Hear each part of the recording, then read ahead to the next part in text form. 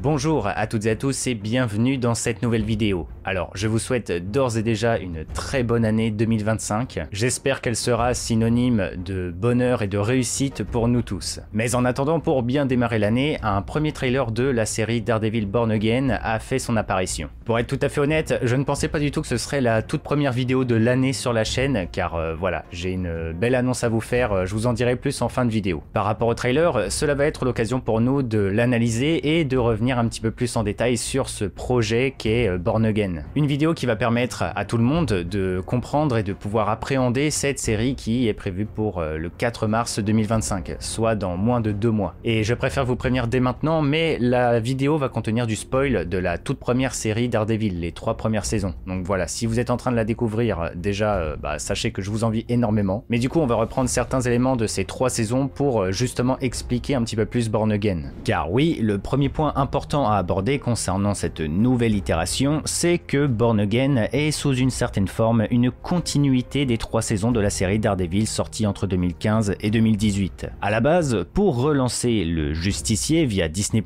il était prévu que Born Again soit l'équivalent d'un soft reboot, c'est-à-dire proposer un nouveau départ sans exclure à 100% les aventures passées, mais sans les prendre véritablement en compte non plus. Un procédé assez logique qui aurait permis de relancer le Justicier sans que personne ne soit perdu à cause des précédentes saisons. Un choix que Marvel a opéré un certain moment, justifiant des caméos et autres apparitions de Daredevil dans No Way Home ou She-Hulk par exemple, ou Wilson Fisk qui avait redémarré son histoire dans la série Hawkeye et celle de Echo. Mais finalement, Marvel est revenu sur sa décision. Alors que la production de la série était déjà en marche, balayant sous le tapis plusieurs éléments de l'œuvre originelle, ils ont tout recommencé pour nous proposer une série plus fidèle au matériel de base et qui continue ce qui a déjà été établi. Un chemin qui a pris forme, notamment par le biais de la série Echo. Mais nous allons y revenir. Si je vous en parle, c'est parce que cela a une importance pour comprendre le projet Daredevil Born Again. Cependant, je veux quand même être rassurant pour celles et ceux qui n'auraient pas spécialement regardé les 3 saisons d'origine. Bien que le concept de soft reboot a été écarté pour nous proposer un semblant de 4e saison, eh bien, dans une certaine mesure, comme le nom Born Again l'indique, il y aura quand même une forme de nouveau départ. Même si Marvel souhaite conserver l'origine proposée et rameuter les fans de la série, leur mission reste quand même d'intégrer Daredevil et les personnages qui l'entourent dans la continuité du Marvel Cinematic Universe. Et donc, par extension, faire découvrir ce justicier à des nouveaux venus. Et pour ce faire, ils vont jouer sur le temps. La première série Daredevil s'est terminée en 2018. Nous sommes désormais en 2025 et plus exactement en 2026 dans la timeline du MCU. Cette pause va permettre d'effectuer un bond dans le temps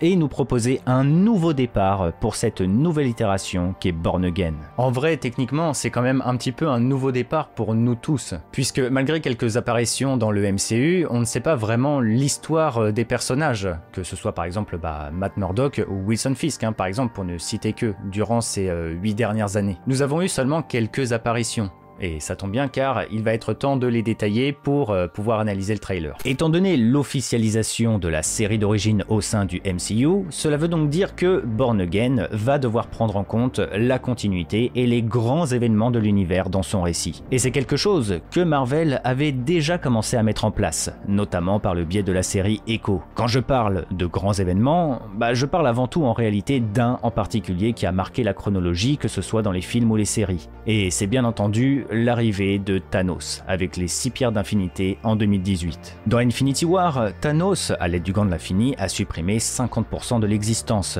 un acte terrible que le reste des Avengers inverseront 5 ans plus tard. La série Echo, en explorant le passé de la mercenaire qui se déroule durant cette période que l'on nomme Eclipse, soit les 5 ans où seulement la moitié de la population mondiale a continué d'exister, nous a révélé que Daredevil et Wilson Fisk ont survécu au fameux claquement de doigts. Une période où Fisk semble clairement s'être reconstruit, sorti de prison, avec de nouveaux moyens et redevenu un véritable boss de la pègre. Jusqu'en 2025, où après avoir confronté Hawkeye et Kate Bishop durant la période de Noël 2024, puis Maya qui s'est retournée contre lui, il s'est finalement trouvé une nouvelle quête d'ascension, soit devenir le nouveau maire de New York. Ça y est, nous y sommes, on va pouvoir rentrer dans le trailer. Cependant, on ne va pas faire les choses à moitié, car vous me connaissez, j'aime beaucoup vous parler du monde des comics, et vu que ce dernier sert à chaque fois de matériel de base pour produire des adaptations, que ce soit les séries ou films, il y a des chances que ce dont on va parler puisse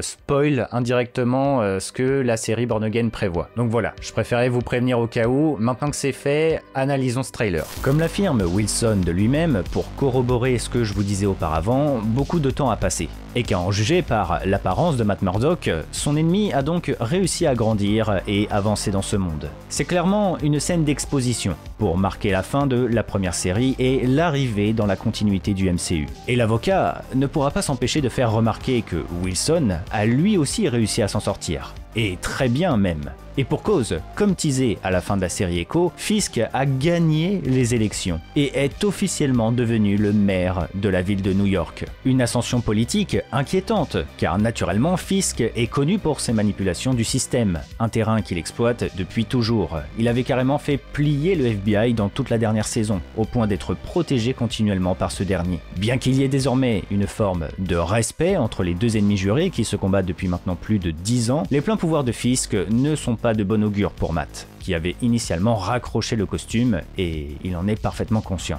Comme le montre un certain plan précis du trailer, et bon sang qu'est-ce que j'aime quand Marvel fait ça, la série va nous proposer une sorte d'adaptation de l'arc Meyer-Fisk, l'arc qui précède celui de Devil's Reign, ou le règne du diable, la conclusion ultime de l'épopée où Fisk est devenu maire. Bien entendu, Meyer-Fisk nous propose le tout début de son mandat, l'arrivée de Wilson au pouvoir, son premier mois en tant que maire, ainsi que les premières mesures mises en œuvre. Et parmi ces mesures, une sera particulièrement centrale, une mesure qui symbolise même toute la campagne de Wilson Fisk. C'est la politique anti-justicier. Néanmoins, dans le cadre du MCU, je pense que nous devrons attendre un peu. On va prendre un petit peu notre temps, je pense, avant que cette politique soit en marche. Étant donné que Born Again devrait se diviser en 2 parties, de 9 épisodes chacune, la première partie devrait donc avant tout installer tous les éléments importants, je dirais. Et surtout, contrairement à l'histoire des comics, Wilson ici, c'est pour la double identité de Matt. Il se pourrait fortement que Fisk soit devenu maire dans la série simplement parce que la ville a besoin d'un combattant, comme le dit la série Echo,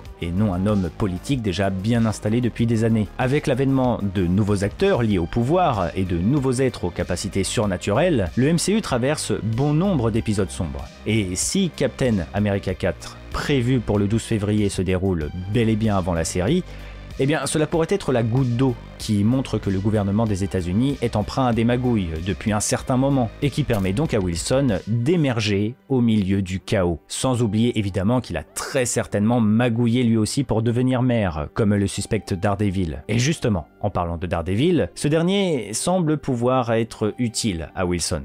Car comme le montre la scène du café et le respect mutuel des deux personnages, Fisk et Murdock pourraient bel et bien finir par coopérer vers un objectif commun. En fait, en plus de l'intrigue nous proposant Wilson Fisk en tant que nouveau maire de New York, la série semble également nous en proposer au minimum 2 autres qui vont justifier les aventures de notre héros. Et pour ne rien vous cacher, alors ce n'est qu'une interprétation de ma part, mais j'ai bien l'impression que l'une va servir pour le développement de Matt Murdock, tandis que l'autre intrigue va servir pour le développement de Daredevil. L'intrigue qui va justifier l'intervention de Daredevil, d'après moi, et qui expliquerait la collaboration de Wilson et du diable de Hell's Kitchen, c'est l'arrivée prochaine de Muse, ou la Muse si vous voulez. Un terrible ennemi qui a vu le jour dans les comics Daredevil de 2016 et qui joue un grand rôle dans l'arc que je vous mentionnais auparavant. Muse, c'est un artiste malveillant, complètement fou et avec une force décuplée, qui utilise ses victimes pour proposer des œuvres d'art, comme des peintures faites à partir du sang de ces derniers,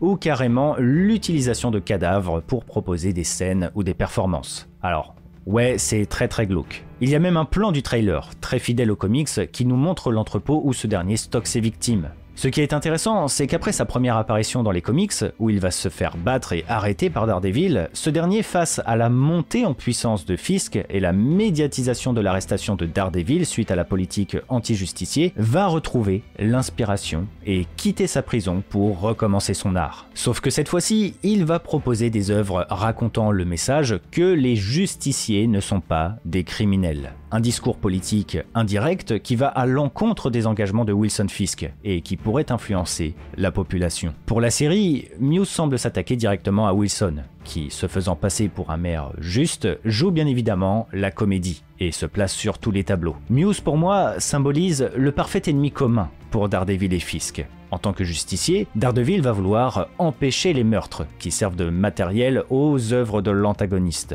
tandis que Wilson voudrait empêcher la création de messages politiques qui pousseraient le peuple de New York à se retourner contre leur maire. Mewes, ce n'est pas le genre d'ennemi qui aime trop parler. Il s'exprime avant tout avec son art, et bon, vu qu'il est complètement fou, quand il parle, c'est avant tout pour répéter la même chose. Donc voilà, c'est plus un ennemi qui va servir l'intrigue pour Daredevil, plutôt que Matt Murdock en lui-même. Et en parlant de Matt, eh bien c'est à ce moment où nous parlons de la seconde intrigue. Daredevil Born Again nous présente le Tigre Blanc, un personnage qui va permettre à mon sens d'exploiter tout le côté avocat de Matt Murdock, et possiblement représenter les conséquences, pourquoi pas, d'un début d'une politique anti-justicier. Mais le Tigre Blanc, c'est qui et c'est quoi? À l'origine, c'est un titre et un pouvoir conférés par 3 amulettes, qui permettent à son utilisateur de se changer en Tigre Blanc, à la force surdéveloppée. Un concept qui va justifier l'existence de plusieurs Tigres Blancs au fil des récits dans les comics, puisque les amulettes vont passer de main en main. Mais celui qui nous intéresse pour la série Daredevil Born Again, eh bien c'est le tout premier Tigre Blanc, l'originel Hector Ayala. Et bien que ce personnage est quand même assez vieux, il date de 1976, vous allez voir que son histoire colle parfaitement à la situation actuelle proposée par la série, et du coup pourrait bien servir le développement de Matt. Avec la découverte des amulettes, et donc l'accès à un tout nouveau pouvoir, Hector va, comme beaucoup d'autres personnages vivant à New York, entamer une carrière de super-héros. Sauf que contrairement à un Spider-Man qui brille de plus en plus au fil des récits, Hector, lui, se retrouve plutôt dans des affaires compliquées. À peine devenu un héros, qu'il sera rapidement considéré comme une menace, suspecté même d'avoir tué un jeune homme, ce qui était bien évidemment faux. Quelque temps plus tard, son identité étant révélée au plus grand monde, Hector Ayala, en tant que Tigre Blanc, se fera prendre lui-même pour cible par un vilain qui va le laisser entre la vie et la mort, et tuer toute sa famille. Et le pire, ce sera la fin de son histoire, qui sera même encore plus tragique que les précédentes, puisqu'après avoir délaissé son titre à cause de ces derniers événements traumatisants, eh bien Hector va quand même renfiler le costume. L'appel de la justice et du combat contre les crimes est beaucoup trop puissant. Sauf que durant son intervention, les malfrats qui viennent de tuer un policier vont s'enfuir, et la cavalerie ayant débarqué, ces derniers vont naturellement croire que le Tigre Blanc est l'assassin. Et ce dernier va donc se faire arrêter. Tout ceci va engendrer un gigantesque procès, où Murdock sera bien évidemment l'avocat d'Hector et son plus fervent défenseur. Une affaire qui prend une énorme tournure bien évidemment, car elle remet en perspective encore une fois l'idée que les justiciers ne sont pas des héros, mais des assassins. Et pire que ça, des tueurs de policiers. Le procès sera tellement important que Matt fera même passer à la barre Reed Richards, le leader des 4 Fantastiques, et Doctor Strange, le sorcier suprême des arts mystiques. Cependant, après des journées entières au tribunal, Hector va craquer et tenter de s'enfuir. Et alors que ce dernier était innocent, et que Matt, en tant que Daredevil, avait enfin retrouvé les véritables agresseurs qui pourraient prouver l'innocence d'Hector, le Tigre Blanc, désespéré dans sa fuite, va se faire abattre par les policiers. Voilà, je pense que vous comprenez mieux pourquoi ce personnage pourrait jouer un grand rôle dans la série. Comme nous le montre le trailer, beaucoup d'éléments de l'histoire d'Hector sont présents. On le voit combattre des individus comme pourrait le faire un justicier autoproclamé, et on voit même son costume et son amulette. Nous verrons quelles seront les raisons personnelles qui poussent Hector à combattre dans cette adaptation. Mais comme la série semble nous le proposer, eh bien nous allons être projetés dans un New York empreint au chaos, avec une multitude de justiciers et d'êtres aux capacités exceptionnelles. Le procès de Victor pourrait jouer un rôle phare dans toute cette histoire, permettant justement d'amener la question politique sur la présence des justiciers.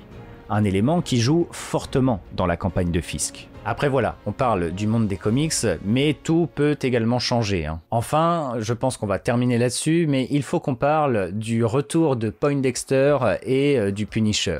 Alors, je suis trop content de revoir Poindexter. Si vous ne vous en souvenez pas, ou si vous n'avez pas vu la série, c'est un personnage qui jouait un rôle d'antagoniste dans la saison 3 de Daredevil. C'était un agent du FBI, à l'esprit fragilisé, qui s'est retrouvé manipulé par Wilson Fisk. une manipulation qui va complètement détériorer sa santé mentale, jusqu'à même devenir un faux Daredevil au nom de Fisk pour salir la réputation du véritable. Mais au bout du compte, rejeté par son propre patron, Poindexter va s'abandonner dans la violence et prendre part au combat qui oppose Fisk et Daredevil. Un terrible affrontement qui va lui briser la colonne vertébrale, avant de se faire lui-même arrêter aussi à la toute fin. La dernière scène de la série nous le montrera en train de se faire opérer, suggérant un retour et une nouvelle identité. Et quelle est cette identité du coup? Eh bien c'est tout simplement l'arrivée de Bullseye. Bullseye, c'est un mercenaire et un ennemi iconique de Daredevil dans les comics. Et tout comme dans la série, il s'est déjà approprié le costume de Daredevil et a vécu une opération qui l'a amélioré. En vrai, c'est assez difficile de dire explicitement quel sera son rôle dans la série, néanmoins, la direction est quand même assez claire. Étant donné la fin de la saison 3, Poindexter est désormais un ennemi de Wilson Fisk, et aussi de Daredevil. Donc logiquement, il devrait se tourner pourquoi pas un peu plus comme il l'est dans les comics, c'est-à-dire une sorte de mercenaire. C'est ce qu'il est principalement là-bas. Et le plus important, cela reste quand même cette fameuse opération destinée à le changer. Dans les comics, normalement, l'opération consistait à lier ses os à de l'adamantium. Dans la série, bon, c'est pas sûr qu'ils amènent cet alliage, parce que l'adamantium vient à peine d'être découvert là dans Captain America 4, cependant cela marque un renouveau pour le personnage, qui devrait à partir de maintenant être surdéveloppé d'une certaine manière grâce à ce nouveau corps. Je pense que la série pourrait nous proposer les premiers pas de Poindexter en tant que Bullseye en lui-même, avec pourquoi pas d'ailleurs un nouveau costume. Et concernant le Punisher, moi je pense que ce serait intéressant de voir ce que le personnage a vécu et est devenu depuis ces 8 dernières années. Le trailer nous montre quand même un Frank Castle complètement métamorphosé. Et ce serait pertinent de voir comment ce dernier s'en est sorti durant l'éclipse justement, provoquée par Thanos, s'il était parmi les survivants bien sûr. Une période qui était ultra sombre pour l'humanité, dans un New York du coup complètement fragilisé. Dans tous les cas, la présence d'une multitude de personnages liés au concept de justicier va clairement permettre de voir les conséquences appliquées par l'arrivée au pouvoir de Wilson. Le Punisher, c'était clairement la représentation de est-ce que les justiciers sont nécessaires et est-ce qu'ils sont de bonnes entités. Chaque justicier a sa définition de l'héroïsme. Chacun des justiciers possède une histoire unique et personnelle. Et dans ce contexte délicat, amené par les années et l'arrivée de Fisk au pouvoir, eh bien les actions de chacun pèseront désormais dans la balance générale. Franchement, je ne sais pas vous, mais je suis complètement hypé par la série. Les 3 premières saisons étaient incroyables, j'en garde un très bon souvenir et j'espère vraiment que Marvel va réussir à nous faire quelque chose de grandiose avec Born Again. Dites-moi en commentaire ce que vous en pensez, je suis très curieux de voir vos avis là-dessus. N'hésitez surtout pas à laisser un petit pouce bleu et à vous abonner à la chaîne, car bien évidemment, on reparlera de la série quand elle sera sortie. Comme dit dans l'intro, alors je ne pensais pas que Daredevil serait la première vidéo de l'année, tout simplement parce que je suis en train de vous faire le prochain Pourquoi sont-ils si uniques? Et le personnage en question n'est autre que le Red Hulk. J'ai vraiment envie de vous proposer beaucoup plus de Pourquoi sont-ils si uniques en 2025. C'est vraiment l'un de mes objectifs, c'est le concept que vous préférez, que vous me demandez, et c'est celui que je préfère faire. Donc voilà, en tout cas, le Red Hulk, cela devrait sortir la semaine prochaine si tout se passe bien. Sur ce les amis, j'espère que cette vidéo vous a plu, merci de m'avoir écouté jusqu'au bout, c'était Argorok, allez, ciao tout le monde.